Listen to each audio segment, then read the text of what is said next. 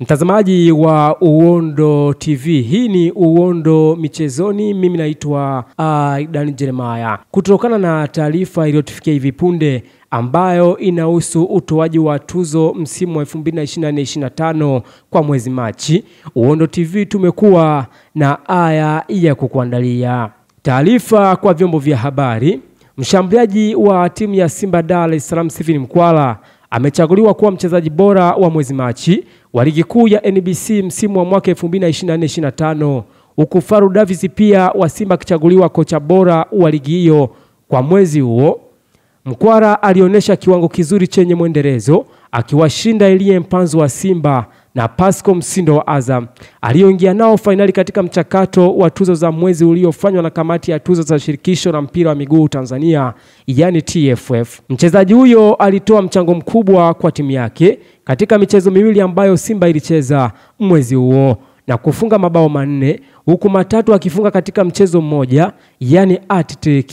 Mkwala alicheza dakika 152 za michezo miwili.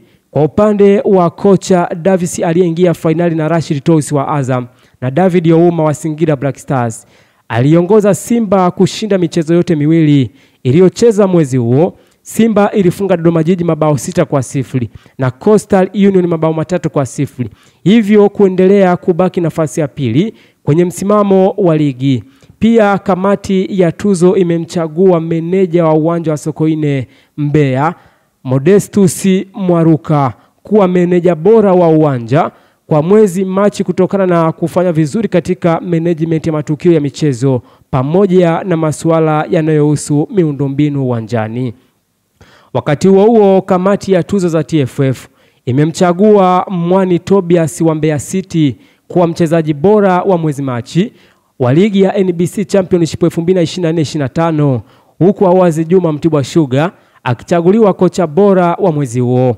Tobias aliyeingia fainali na Magata Charles wa Mtibwa Sugar na Selemani Richard wa Stand United alionyesha kiwango chenye mwendelezo, ikiwa ni pamoja na kufunga mabao 5 kwa dakika 325 alizocheza za michezo 4.